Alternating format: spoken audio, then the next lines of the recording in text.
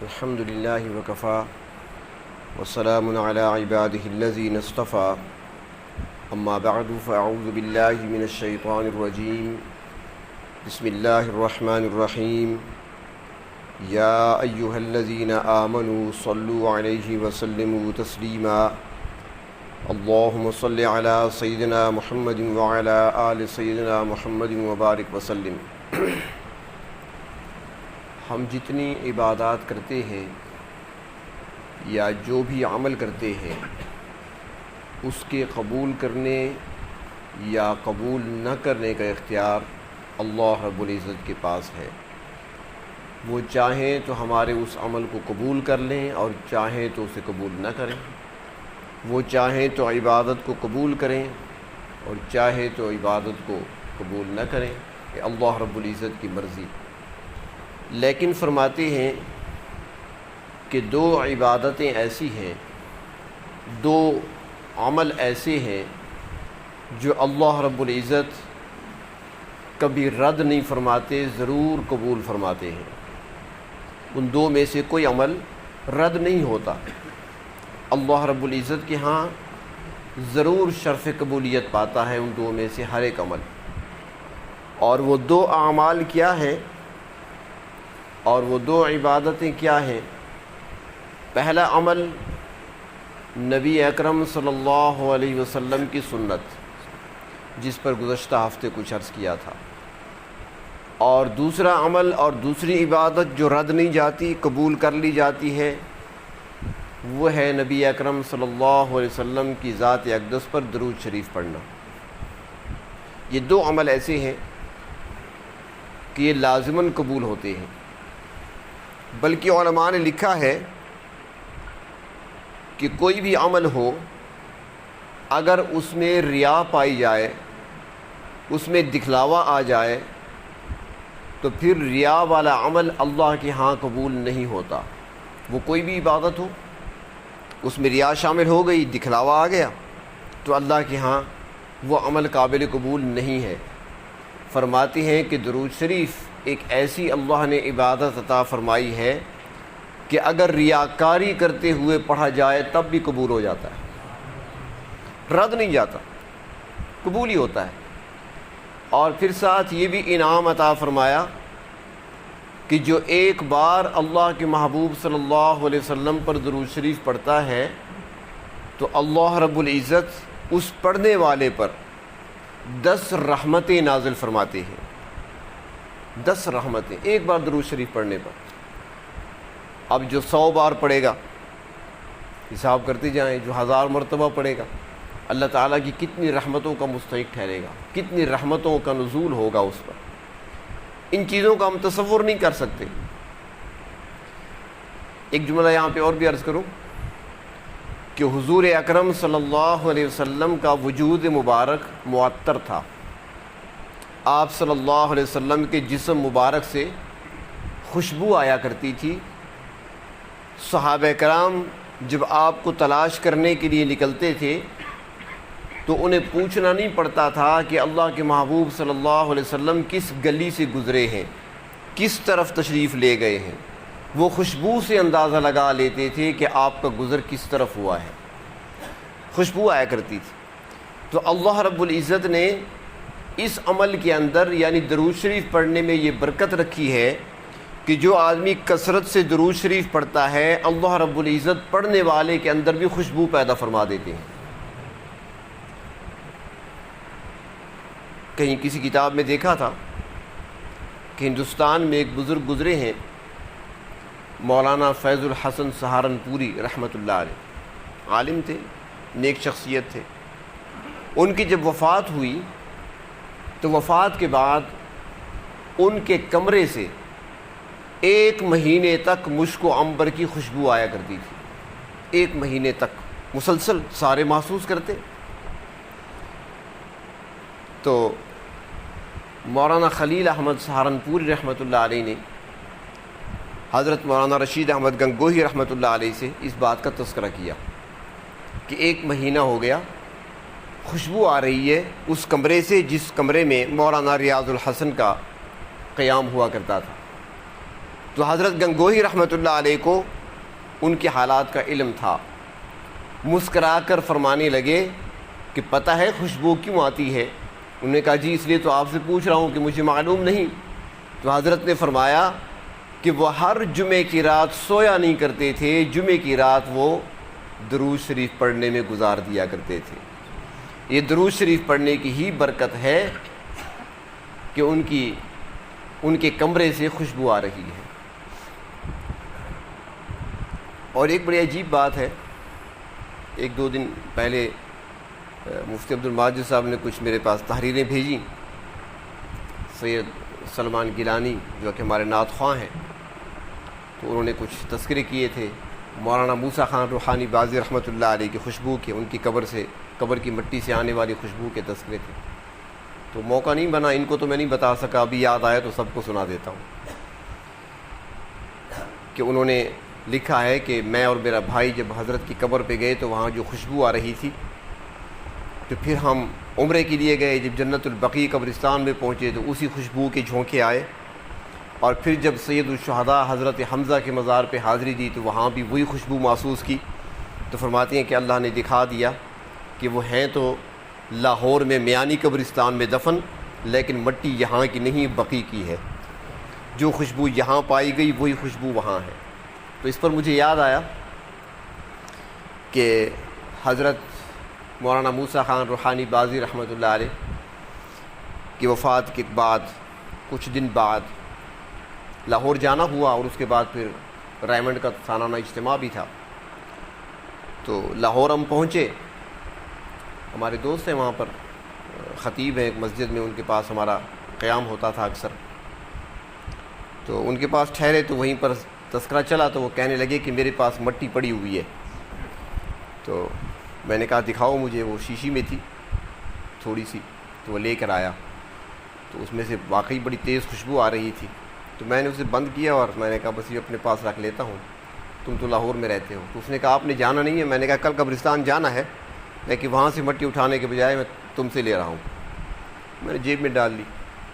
دوسرے دن وہاں پر حاضر ہوئے فاتح خانی کے لیے میانی قبرستان، اس احاطے میں ہمارے دادا پیر حضرت شیخ التفسیر حضرت مولانا احمد علی لاہوری رحمۃ اللہ علیہ وہ بھی وہیں پہ ہیں، اور آپ کے بڑے صاحبزادے حضرت مولانا عبید اللہ انور رحمۃ اللہ علیہ وہ بھی وہیں پہ ہیں۔ تو فاتح کے لیے گئے، تو وہاں پر جب پہنچے قبرستان میں، جو ہی ہم اس احاطے کے قریب ہوتے گئے وہی خوشبو آنے لگی جو میری جیب میں تھی۔ اس کے بعد یقین جانیے کہ ہم رائمنڈ اجتماع پر تشریف چلے گئے۔ جب اجتماع پہ گئے تو ہمارا چونکہ کام جو ہے وہ فارغ وقت ہمارا کتابوں کی تلاش ہوتی ہے، تو ہم کتب خانوں کی طرف نکل گئے۔ ایک نوجوان میرے ساتھ تھا اس سفر میں، تو ہم کتب خانے میں ایسے گھومتے چکر لگاتے کتابیں دیکھتے، ایک سٹال پہ پہنچے جہاں پر مولانا موسیٰ خان رحمۃ اللہ علیہ کی کتابیں پڑھی تھیں جو انہوں نے لکھی ہیں، بہت ساری کتابیں ہیں ان کی، عربی میں ہیں زیادہ تر، تو وہ کتابیں پڑھی تھیں۔ اور یہ بتاؤں یہاں پر آپ کو کہ ہمیں پتہ کیسے چلا کہ مولانا موسیٰ خان کی کتابیں پڑھی ہیں؟ جب ایسے کتب خانوں سے گزرتے ہوئے کتابیں دیکھتے ہوئے جا رہے تھے، اچانک بائیں طرف سے ایسے خوشبو کا جھونکا آیا۔ خوشبو وہی تھی جو ہم نے قبرستان میں محسوس کی تھی، اور وہی خوشبو تھی جو میرے جیب میں تھی۔ جو ہی جھونکا اس طرف سے آیا، میں نے ساتھی سے کہا، میں نے کہا اس طرف چلو۔ آگے گئے تو ان کی کتابیں پڑھی ہوئی تھی، جہاں ان کی لکھی ہوئی کتابیں پڑھی تھی وہاں بھی وہی خوشبو تھی جو ان کی قبر سے آ رہی تھی۔ تو یہ کیا تھا سارا کہ مولانا موسیٰ خان رحمۃ اللہ علیہ درود شریف کثرت سے پڑھا کرتے تھے، اور انہوں نے درود شریف پر بلکہ نبی اکرم صلی اللہ علیہ وسلم کی اسماء مبارکہ کو یکجا کر کے انہوں نے ایک قصیدہ لکھا ہے، برکات مکیہ کے نام سے لکھا ہے۔ وہ ذرا تفصیل ہے اس میں، اور قصیدہ حسنہ ہے۔ ویسے اللہ تعالیٰ کے اسماء بھی ہیں، قصیدہ طوبہ بھی ہے، تو قصیدہ حسنہ بھی انہوں نے لکھا ہے۔ اور یہ درود شریف پر جو کہ مشتمل ہے، تو میرے خیال میں یہی وجہ تھی کہ ان کی قبر کی مٹی سے خوشبو آ رہی تھی، اور اس بات کو کئی سال گزر گئے، وہ مٹی ابھی تک میرے پاس تھی، اس سے وہی خوشبو آتی تھی جب بھی اسے کھولو، لیکن اب چونکہ وہ مجھ سے گم ہو گئی ہے میں کسی کو دکھا نہیں سکتا۔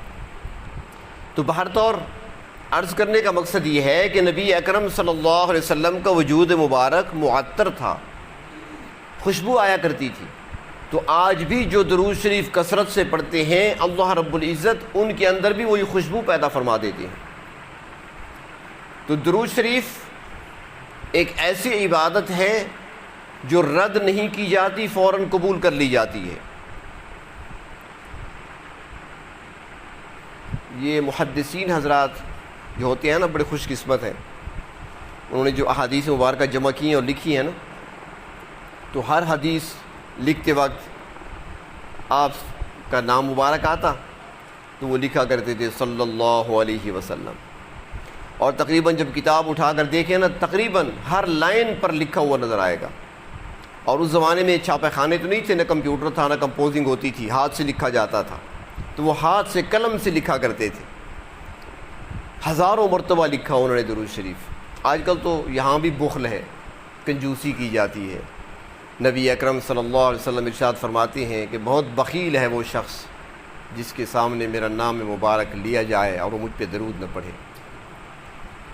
تو اسی میں آتا ہے یہ بھی کہ وہ بھی بڑا بخیل ہے شخص کہ جس کے سامنے کہ جس کے ہاتھ سے نبی اکرم صلی اللہ علیہ وسلم کا نام مبارک لکھا جائے اور بخل کرتے ہوئے سواد ڈال کر آگے چل پڑے۔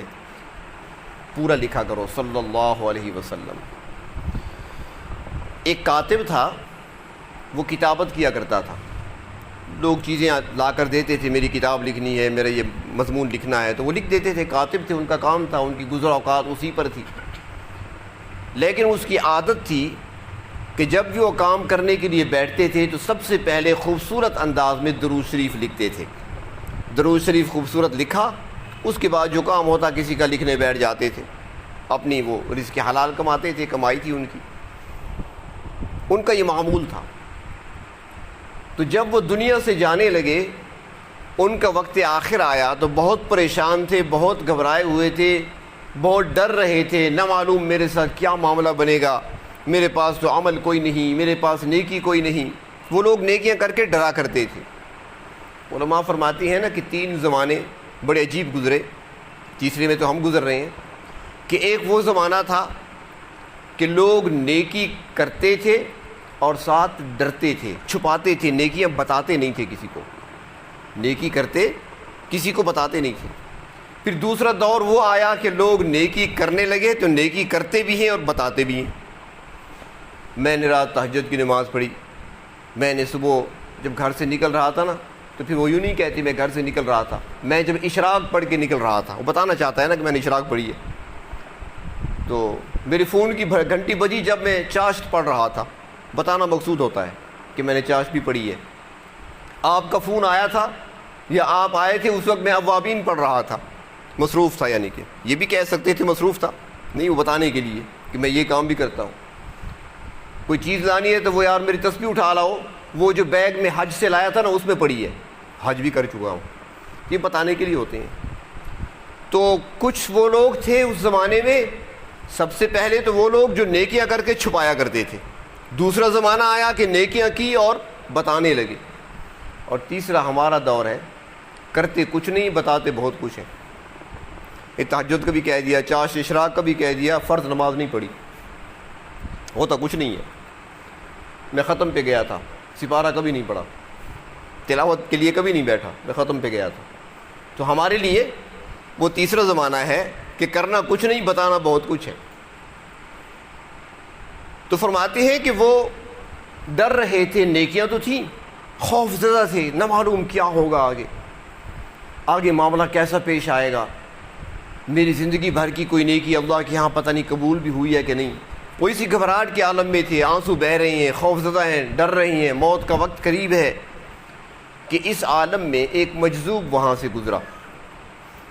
ان کی بھی اپنی زندگی ہوتی ہے مجذوبوں کی۔ مجذوب وہاں پہ گزرا تو دروازے پہ کھڑا ہو گیا اور ہنس کر کہنے لگا کہ اسے دیکھو، ڈر رہا ہے، گھبرا رہا ہے کہ پتہ نہیں کیا ہوگا، اور ادھر اس کی کاپی، اس کا رجسٹر اللہ کے ہاں پیش ہو چکا ہے، اللہ کے نبی کے سامنے پیش ہو چکا ہے، وہاں پر اس کی لکھی ہوئی ایک ایک حدیث پر نشان لگائے جا رہے ہیں، یہ بھی ٹھیک ہے، یہ بھی ٹھیک ہے، یہ بھی ٹھیک ہے۔ تو درود شریف ایسی عبادت ہے جو ہر وقت قبول ہوتی ہے، کبھی یہ رد نہیں جاتا، جب بھی آپ پڑھیں قبول ہے۔ اور ہر وقت پڑھ سکتے ہیں، اس کے لیے شرط بھی کوئی نہیں کہ وضو کرنا شرط ہو یا مسجد میں بیٹھنا شرط ہو، کہیں بھی پڑھیں آپ پڑھ سکتے ہیں۔ ہاں ادب کا تقاضا ہے کہ وضو کے ساتھ بیٹھ کر توجہ دھیان سے پڑھ لیں، یہ ادب ہے۔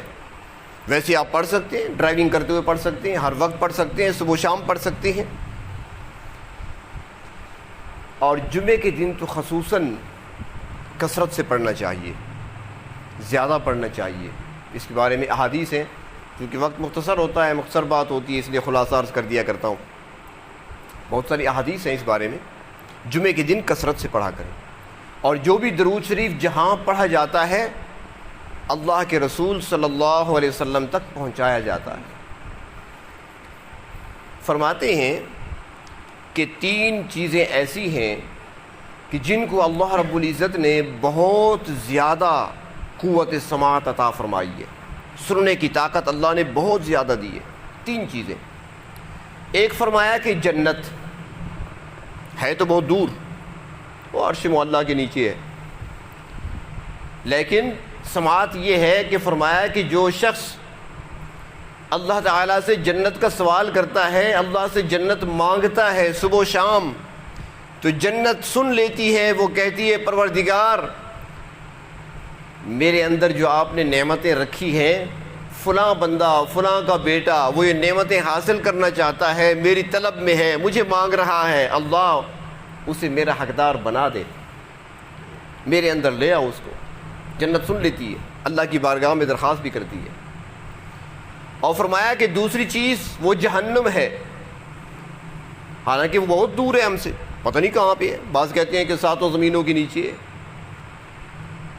لیکن جو شخص صبح و شام جہنم سے پناہ مانگتا ہے اللہ تعالیٰ سے، جہنم کی آگ سے، تو جہنم بھی کہتی ہے اللہ میرے اندر تو عذاب ہے، میرے اندر سزائیں ہیں، میرے اندر آگ ہے، اور یہ فلاں شخص فلاں کا بیٹا یہ اس بات کی پناہ مانگ رہا ہے کہ مجھے جہنم سے بچا لے، اللہ اس کو مجھ سے بچا لے، بس دعا کر لیتی ہے جہنم۔ اور تیسری چیز فرمایا کہ وہ اللہ کا فرشتہ ہے جو اللہ رب العزت نے اپنے محبوب صلی اللہ علیہ وسلم کے لیے پیدا فرمایا ہے، اور وہ فرشتے کا کام یہ ہے کہ اللہ رب العزت نے جتنے بھی انسان زمین پر آباد ہیں سب کے نام اس کو یاد کرا دیے، اللہ نے سب کے نام اسے آتے ہیں۔ تو اب وہ ڈیوٹی اس کی کیا ہے کہ جو شخص جہاں کہیں بھی ہو، جس حال میں بھی ہو، جب وہ اللہ کے محبوب پر درود شریف پڑھتا ہے وہ فرشتہ سن لیتا ہے، اللہ کے محبوب کی خدمت میں پیش کر دیتا ہے۔ اور پھر سرکار دو عالم صلی اللہ علیہ وسلم کی عادت مبارکہ تھی کہ جو شخص آپ کے پاس کوئی ہدیہ لے کر آتا تو آپ اس کو خالی نہیں لوٹاتے تھے، ہدیے کے بدلے میں کچھ نہ کچھ ضرور عطا فرماتے تھے، ہدیے کے بدلے میں ضرور کوئی ہدیہ دیا کرتے تھے، آپ کی عادت مبارکہ تھی۔ تو فرماتے ہیں کہ اب بھی آپ صلی اللہ علیہ وسلم کی عادت شریفہ وہی ہے کہ جب کوئی بندہ، جب کوئی امتی آپ کا درود شریف کا ہدیہ آپ کی خدمت میں بھیجتا ہے تو آپ اس کا جواب دیتے ہیں، اور جواب کیا دیتے ہیں؟ یہاں سے ہدیہ درود شریف کا گیا تو وہاں پر آپ اس کے لیے دعا فرماتے ہیں۔ تو جو شخص چاہتا ہے کہ اللہ کے محبوب صلی اللہ علیہ وسلم کی دعاؤں میں مجھے حصہ ملے، وہ درود شریف کثرت سے پڑھے، اور اس کے ذریعے سے خیر و برکت بھی آتی ہے۔ آپ کہیں گے ساری خشک باتیں ہیں، اور اکثر کے ذہن میں ہوتا ہے کوئی ایسا نسخہ بتاؤ کہ مال و دولت زیادہ آئے۔ آج کل سب سے بڑا مسئلہ یہ ہے، جو لاکھوں کما رہا ہے وہ بھی آتا ہے آ کر کہتا ہے کہ برکت کی دعا کریں، پریشانی کے عالم میں ہوں، وہ بھی اپنے آپ کو پریشان کہتا ہے۔ چلو غریب آدمی جو کہتے ہیں ہم پریشان ہیں، جو لاکھوں کما رہے ہیں وہ بھی کہتے ہیں بہت پریشان ہوں، بس آج کل گزارا چل رہا ہے، تو اس کے لیے بھی نسخہ ہے۔ علماء نے لکھا ہے کہ ایک شخص فوت ہوا، اس نے جائیداد بھی چھوڑی، مال بھی چھوڑا، 2 بیٹے چھوڑے، اور ایک قیمتی چیز بھی چھوڑی، اور وہ قیمتی چیز کیا؟ نبی اکرم صلی اللہ علیہ وسلم کے 3 بال مبارک اس کے پاس تھے، وہ بھی چھوڑ گیا۔ اب یہ 2 بھائی آپس میں تقسیم کرنے کے لیے بیٹھے، زمین تقسیم ہو رہی ہے، جائیداد تقسیم ہو رہی ہے، سارا مال سونا چاندی درہم دینار جو بھی تھا تقسیم ہوا۔ اب وہ بال مبارک تھے، 3 بھائی ہیں 2، تو ایک تو دونوں نے لے لیا، اب تیسرا بچ گیا۔ بڑا بھائی کہنے لگا کہ برابر لینا ہے، بابرکت چیز ہے، میں چھوڑوں گا تو نہیں، لہٰذا اب تیسرا بال جو ہے نا اس کو آدھا آدھا کر لیتے ہیں، تو 1.5 بال مبارک تیرے پاس، 1.5 میرے پاس۔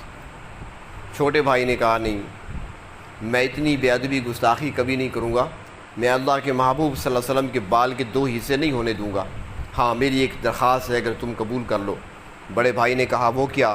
اس نے کہا کہ ایک ایک بال تو ہمارے حصے میں آ گیا، اب ایک بچ گیا ہے نا، تو میرے حصے میں جتنی جائیداد آئی ہے، جو سونا آیا، چاندی آئی، نقدی آئی، وہ سارا تم لے لو، بس یہ اپنے حصے کا آدھا بال مجھے دے دو، میں 2 بال مبارک رکھ لیتا ہوں، تم ایک رکھ لو، جائیداد ساری تم لے جاؤ، مجھے نہیں چاہیے۔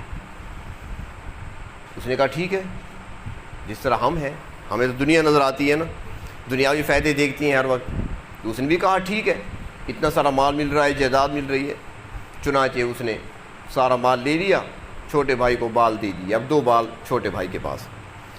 وہ کثرت سے درود شریف پڑھتا تھا چھوٹا بھائی، صبح و شام بڑے ادب و احترام سے کھول کر بالوں کی زیارت بھی کرتا اور درود شریف بھی پڑھ لیا کرتا تھا، صبح بھی درود شریف پڑھ رہا ہے، شام کو بھی درود شریف پڑھ رہا ہے۔ اللہ رب العزت نے اس کو برکت دینا شروع کر دی، تھا تو غریب، کچھ نہیں تھا، خالی ہاتھ تھا، مال آنے لگا، کاروبار چل پڑا، چلتا رہا، چند ہی دنوں میں وہ لاکھ پتی بن گیا، کروڑ پتی بن گیا۔ جو بڑا بھائی تھا اس کا مال ضائع ہونے لگا، نقصان پہ نقصان، یہاں تک کہ وہ فقیر بن گیا، کچھ بھی نہیں بچا، سب کچھ ضائع کر بیٹھا۔ ایک دن پریشان تھا، روتا رہا، رو کر سویا، اللہ کیا ہوا، میرا سب کچھ ضائع ہو گیا، میں فقیر بن گیا، میں دینے والا تھا، لینے والا بن گیا۔ جب روتے سویا تو رات کو خواب میں نبی اکرم صلی اللہ علیہ وسلم کی زیارت ہوئی۔ آپ نے فرمایا کیوں پریشان ہو؟ عرض کرتا ہے یا رسول اللہ صلی اللہ علیہ وسلم، میں بڑا مالدار تھا، میرے پاس بہت کچھ تھا، اب میرے پاس کچھ نہیں رہا، فقیر بن گیا ہوں، مجھے رونا اس بات پہ آ رہا ہے، پریشان ہوں میں، کیوں ہوا میرے ساتھ؟ جب میرے بھائی کے پاس کچھ نہیں تھا، اب سب کچھ اس کے پاس ہے۔ نبی اکرم صلی اللہ علیہ وسلم نے ارشاد فرمایا کہ بھول گیا ہے جب تم نے دنیا کے مال و جائیداد کو، سونے چاندی کو، درہم اور دینار کو میرے بال پر ترجیح دی تھی، بھول گئے ہو۔ اور یہ بھی یاد رکھو کہ تیرا بھائی تو مجھ پر درود پڑھتا رہا، اور اللہ تعالیٰ نے وعدہ فرمایا ہے جو ایک بار درود پڑھے گا 10 رحمتیں نازل فرماؤں گا۔ جہاں پر رحمتیں آتی ہیں ساتھ برکتیں بھی آتی ہیں، اور جب برکت آتی ہے تو تھوڑا بھی بڑھ جاتا ہے، اور تمہارے پاس یہ چیز نہیں تھی، جو تھا وہ بھی ضائع کر بیٹھے ہو۔ جب آنکھ کھلی تو سوچ کر کہنے لگا کہ بھائی تو چھوٹا تھا لیکن عقل مند زیادہ تھا، وہ سب کچھ لے کر جیت گیا اور میں مال و دولت لے کر بھی ہار گیا ہوں۔ تو اس لیے درود شریف کثرت سے پڑھیں۔ ہمارے اکابرین کا معمول ہے کہ روزانہ تو پڑھنا چاہیے، لیکن جمعے کی رات خصوصاً یا جمعے کا دن، یہ جب سورج غروب ہوتا ہے نا تو اگلا دن شروع ہو جاتا ہے۔ مثلاً آج سوموار ہے نا، تو اب سورج جب غروب ہوا تو منگل شروع ہو گیا، اب کل سورج غروب ہونے تک منگل شمار ہوگا۔ ہمارے ہاں تو کہتے ہیں نا سوموار ہے، لیکن سوموار ختم ہو چکی ہے، جب سورج غروب ہوا سوموار گئی، منگل شروع ہو گیا، رات کے 12 بجے نہیں، سورج کے ساتھ ہوتا ہے۔ تو جمعے کی رات سورج غروب ہوا، جمعہ شروع ہو گیا، اگلے سورج غروب ہونے تک یہ جمعہ ہے سارا۔ تو اس سارے میں آپ پڑھیں، وقت مختصر نہیں ہے، کافی سارا ہے۔ تو جمعے کے دن کم سے کم مقدار، جمعے کی رات پڑھیں یا صبح دن کو پڑھیں، کم سے کم مقدار جو فرماتی ہیں وہ یہ ہے کہ 300 مرتبہ پڑھ لیں، یہ سب سے کم مقدار ہے، اور درمیانی مقدار 1000 مرتبہ، اور جو ذرا زیادہ پڑھنا چاہے تو وہ 3000 مرتبہ پڑھ لیں۔ اتنا مشکل نہیں ہے، آسانی سے پڑھا جا سکتا ہے، سارے پڑھ سکتے ہیں۔ تو کم از کم 300 بار جو سب سے کم مقدار ہے وہ تو پڑھ لیا کریں۔ جمعے کی رات کو موقع ملے، موبائل فون ذرا آف کر لیا کریں، اس سے زیادہ وقت تو آپ چیٹنگ پہ لگا دیتے ہیں اور مختلف چیزیں سننے اور دیکھنے میں وقت ضائع ہو جاتا ہے۔ تو جمعے کی رات کم از کم اس کو سائڈ پہ رکھ دیا کریں اور پڑھنے بیٹھ جایا کریں۔ اور دوسرا، روزانہ کا معمول رکھیں کہ 100 مرتبہ درود شریف صبح اور 100 مرتبہ شام کو یہ پڑھ لیا کریں۔ ٹھیک ہے، آسان ہے، مشکل ہے؟ وعدہ کر لیں کہ صبح و شام 100 مرتبہ درود شریف پڑھیں گے، یہ وعدہ کر لیں آج، اور جمعے کی رات زیادہ اگر نہ پڑھ سکے تو کم از کم 300 مرتبہ ضرور پڑھیں گے. اللہ کی مدد آئے گی انشاءاللہ. ارادہ کرنا ہمارا کام ہے، مدد اللہ تعالیٰ فرمائیں گے. لیکن یہ بھی بتاؤں کہ اس میں آپ یہ نہ سوچیں کہ صبح نماز پڑھی میں نے، مشغول ہو گیا، مصروف ہو گیا، میں نہیں پڑھ سکا تو آج صبح گئی. نہیں، یہ بہانہ ہے، یہ بہانہ ہے. یہ شیطان کئی پٹیاں پڑھاتا ہے. اب صبح چلی گئی ہے، شام والا پڑھ لینا. نہیں، صبح جب آپ نیند سے بیدار ہوئے اس وقت سے لے کر ظہر کی نماز تک یہ ساری آپ کے لیے صبح ہے. جس وقت بھی پڑھیں. نماز کے بعد نہیں پڑھ سکے، اشراق کے بعد پڑھ لیں، چاشت کے بعد پڑھ لیں، 9 بجے پڑھ لیں، 10 بجے پڑھیں، 11 بجے پڑھیں، 11:30 بجے پڑھیں، سارا ٹائم ہے. اور شام عصر کی نماز سے لے کر آپ کے سونے کے وقت تک یہ ساری شام ہے. عصر کے بعد پڑھ لیں، مغرب کے بعد پڑھ لیں، عشاء کے بعد پڑھ لیں، کھانا کھا کے پڑھ لیں، جب بھی پڑھیں. شیطان آپ کو کہے گا یار وہ شام کو پڑھنا تھا، بس اب شام تو ہو گئی، گزر گئی، تو اب جو ہے نا رات کا وقت ہو گیا، بس کل صبح پڑھوں گا، وہ ٹائم گزر گیا. نہیں گزرا ٹائم. صبح اٹھنے سے لے کر ظہر کی نماز تک یہ صبح شمار کر لیں، اور عصر سے لے کر سونے کے وقت تک یہ ضرور کریں.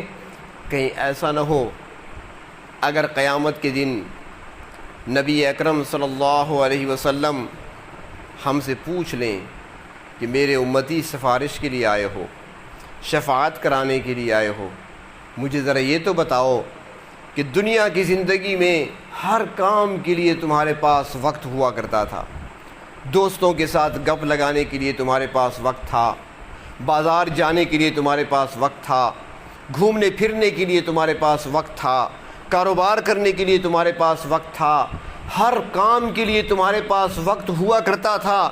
24 گھنٹوں میں مجھ پر درود پڑھنے کے لیے تمہارے پاس 5 منٹ بھی نہیں تھے. اگر یہ سوال کر لیا گیا تو ہمارے پاس کیا جواب ہوگا؟ ہمارے پاس کوئی جواب نہیں ہوگا. اور دوسری بات یہ کہ حدیث شریف میں آتا ہے کہ جو شخص جتنا زیادہ سنتوں پر عمل کرتا ہے وہ قیامت کے دن اللہ کے محبوب صلی اللہ علیہ وسلم کے اتنا قریب ہوگا. جو جتنا سنتوں سے دور رہتا ہے قیامت کے دن اللہ کے محبوب سے اتنا دور ہوگا. اور جو شخص جتنا درود شریف زیادہ پڑھتا ہے کثرت سے وہ قیامت کے دن اللہ کے محبوب کے قریب ہوگا. جو درود شریف کم پڑھتا ہے جتنے کم پڑھتا ہے اتنا ہی دور ہوتا چلا جائے گا. تو اس لیے یہ دونوں چیزیں درود شریف اور اتباع سنت، یہ دونوں چیزیں اللہ کے محبوب کے قریب کرنے والی ہیں. اور قیامت کا دن معمولی دن نہیں ہوگا، بڑا ہولناک دن ہوگا، بڑا خطرناک دن ہوگا. انبیاء علیہ السلام جیسی ہستیاں بھی وہاں پر نفسی نفسی پکار اٹھیں گے. حضرت عیسیٰ علیہ السلام سے سوال کیا جائے گا انت قلت للناس اتخذونی و امی الہین من دون اللہ. سوال ہوگا عیسیٰ آپ نے کہا تھا لوگوں سے کہ مجھے اور میری ماں کو معبود بنا لو اللہ کو چھوڑ کر. تو فرمایا جب یہ سوال کیا جائے گا تو عیسیٰ علیہ السلام کو پسینہ آئے گا. پسینہ علماء نے لکھا ہے کہ پسینہ کیسا ہوگا؟ جس طرح ہمیں پسینہ آتا ہے، ہر مسام سے پانی کا قطرہ نکلتا ہے، عیسیٰ علیہ السلام کو پسینہ آئے گا، ہر مسام سے خون کا قطرہ نکلے گا. اتنا ہولناک دن ہوگا. تو اس دن ہولناکی سے بچنے کی صورت یہ ہوگی جو جتنا اللہ کے محبوب کے قریب ہوگا اتنا ہولناکی سے بچا ہوا ہوگا. اس لیے اتباع سنت لازمی پکڑیں اور درود شریف کی کثرت رکھا کریں. اللہ تبارک و تعالی ہمیں عمل کرنے کی توفیق عطا فرمائیں اور روز قیامت اپنے محبوب صلی اللہ علیہ وسلم کی قدموں میں جگہ نصیب فرمائیں. میں تیرے سامنے جھک رہا ہوں خدا، میرا کوئی نہیں اللہ تیرے سوا.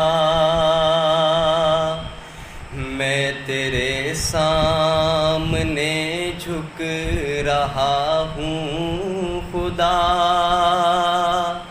میرا کوئی نہیں اللہ تیرے سوا. میں گناہ گار ہوں، میں خطا کار ہوں، میں گناہ گار خطا کار ہوں، میں سیاہ کار ہوں، میں سزاوار ہوں، میرے سجدوں میں تیری ہی حمد و ثنا، میرا کوئی نہیں اللہ تیرے سوا، میں تیرے سامنے جھک رہا ہوں خدا، میرا کوئی نہیں اللہ تیرے سوا، میری توبہ ہے توبہ اے میرے الہ، میری توبہ ہے توبہ اے میرے الہ، مجھ گناہ گار کو تو نہ دینا سزا، میری توبہ ہے توبہ اے میرے الہ، مجھ گناہ گار کو تو نہ دینا سزا،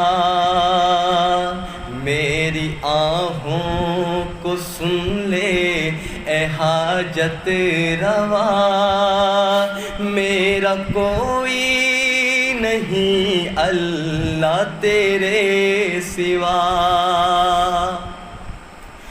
میں تو غفار ہوں تو نے خود ہی کہا، میں تو غفار ہوں تو نے خود ہی کہا، بخش دوں گا تجھے یہ ہے وعدہ تیرا، بخش دوں گا تجھے یہ ہے وعدہ تیرا، میرا کوئی نہیں اللہ تیرے سوا، میرا کوئی نہیں اللہ تیرے سوا، میں تیرے سامنے جھک رہا ہوں خدا، میرا کوئی نہیں